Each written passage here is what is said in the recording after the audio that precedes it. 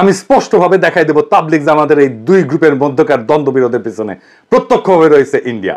কিভাবে? মুসলমানরা একসাথে দাঁড়ায় নামাজ পড়লে ওদের চুলকানি শুরু হয়।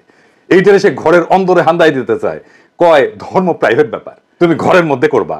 আর বিশ্ব ইস্তেমার মতো সুবিশাল দুনিয়ার দ্বিতীয় বৃহত্তম মুসলিম সমাবেশকে ধ্বংস করার পরিকল্পনা শুরু হয় ওয়ার অন টেররের প্রজেক্ট হিসাবে।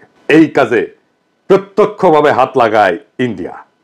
আর ইন্ডিয়ার বাংলাদেশের সকল লেসপেন্সার, আওয়ামী লীগ, ডেইলি স্টার এবং প্রথম আলো। অনেকে বলতে পারেন আপনি সবকিছুতেই ডেইলি স্টারের সংযোগ দেখেন কেন? ভাই, সংযোগ থাকলে আমি কি করব? দুয়ে দুয়ে চার মিলে গেলে আমি কি সেটাকে 10 দেখাবো?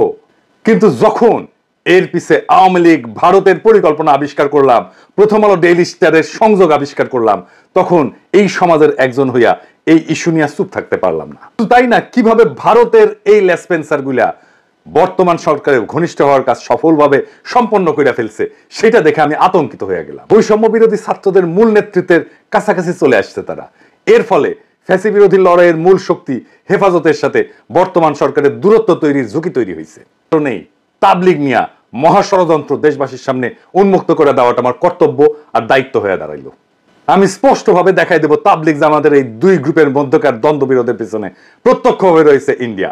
কিভাবে? তাবলিগের ভেতরে যাদেরকে জুবায়েরপন্থী বলা হইতেছে, সেইটাই তাবলিগের মূলধারা। পক্ষের সাথে আছেন বাংলাদেশের কওমি, দেওবন্দি, হেফাজত ঘরানার অর্থাৎ মূলধারার আলেম সমাজের প্রায় সকলেই, এবং তাবলিগের সাথে সংশ্লিষ্ট সাধারণ জনতার বৃহৎ সংখ্যাগরিষ্ঠ অংশ। তাবলিগের ভেতরে যাদেরকে এতাতি বা সাতপন্থী বলা হইতেছে, এই পক্ষের সাথে যারা আছেন তারা আওয়ামী ফ্যাসিবাদের অংশ, সহচর এবং ভারতপন্থী হিসেবে পরিচিত। এই পক্ষের সাথে যারা আছেন তাদের বড় অংশই সেকুলার এডুকেশনে শিক্ষিত। মূলধারার সুপরিচিত আলেমদের কেউই এই পক্ষের সাথে নাই। নেতৃত্বে বা সামনের সারিতে যারা আছেন, আসেন তাদের কয়েকজনকে আমরা দেখি। সৈয়দ ওয়াসিফুল ইসলাম, উনি কে? উনি ডেইলি স্টার পত্রিকার সম্পাদক মাহফুজা নামের স্ত্রী শাহিনা নামের ছোট ভাই।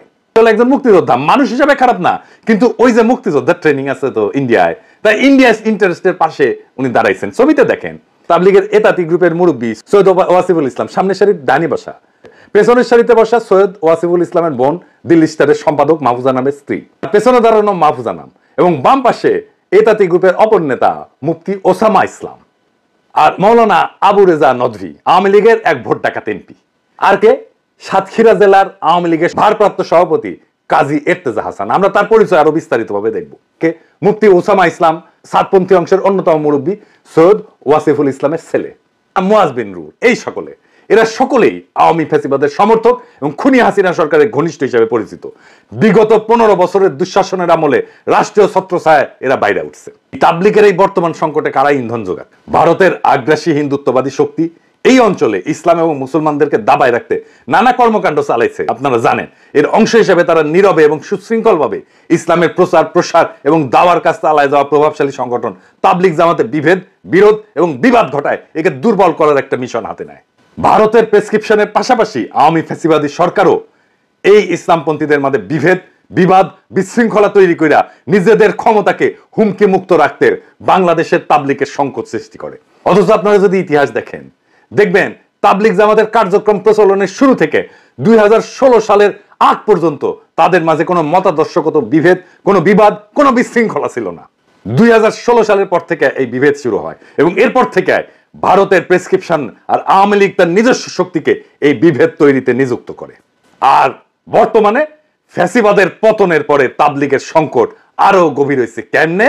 কারণ এইটা হইতেছে তাবলিগ লীগ। আসেন আমরা তাবলিগ লীগটা দেখি, কারা কারা এই তাবলিগ। আমি ফ্যাসিবাদী সরকারের পতনের পর বিচারক লীগ, আনসার লীগ, গার্মেন্টস লীগ, রিক্সা লীগ, ছাত্রলীগ, ইসকন লীগ, এগুলোর মাধ্যমে বিপ্লব এবং জন অভ্যুত্থানকে নস্যাৎ করা, পরবর্তী সরকারকে ব্যর্থ করার দেশবিরোধী নানা চক্রান্তের মতোই ভারতের মদতপুষ্ট আওয়ামী ফ্যাসিবাদীরা তাবলিগের এতাতি গোষ্ঠীকে দিয়ে একটা বড় গোলযোগের চেষ্টা করতেছে। এডিটর সাহেব, তাবলিগের এতাতিদের পক্ষে প্রথম আলো লিখা সার্চ দেন তো গুগলে, কার নিউজ আসে দেখেন। আপনি গত কয়েকদিনে প্রথম আলো সংবাদ পরিবেশনের চিত্র দেখলেই বুঝবেন এই সার্চ দেওয়ার পরে। আমি আর বিস্তারিত গেলাম না। মজার বিষয় হচ্ছে প্রথম আলো, ডেইলি স্টার, কালের কণ্ঠ, বাংলাদেশ প্রতিদিন, যুগান্তর, কালবেলা, এই সমস্ত পত্রিকা মোলামশা ইসলামপন্থীদের সংবাদের প্রকাশ বরাবর এড়ায় গেলেও 2017 সালে তাবলিগের চলমান সংকটের শুরু থেকেই এতাতি গ্রুপের পক্ষ নিয়ে নানা ইন্টারেস্টিং নিউজ করে আসতেছে। তাবলিগ জামাতের দুই পক্ষের সার্বিক পরিস্থিতি বর্তমানে যে জায়গায় ঠেকছে, এতে করে এই দুই পক্ষে ঐক্যবদ্ধ করা আর সম্ভবপর না। কারণ এক পক্ষে যারা নেতৃত্বে আছেন তারা হইতেছেন মূলধারার আলেম সমাজ, এবং অন্য পক্ষের নেতৃত্বে যারা আছেন তারা হইলেন আওয়ামীপন্থী জেনারেল শিক্ষিত। আওয়ামীপন্থী অংশকে নিঃশর্ত সমর্থন যোগাচ্ছে প্রথম আলো, ডেইলি স্টার সহ ভারত বান্ধব মিডিয়া সমূহ। কারণ সাধারণ মুসল্লি এদের সাথে নাই বললেই চলে, এদেরকে জিয়ায় রাখছে প্রথম আলো, ডেইলি স্টার সহ ভারতপন্থী মিডিয়াগুলা।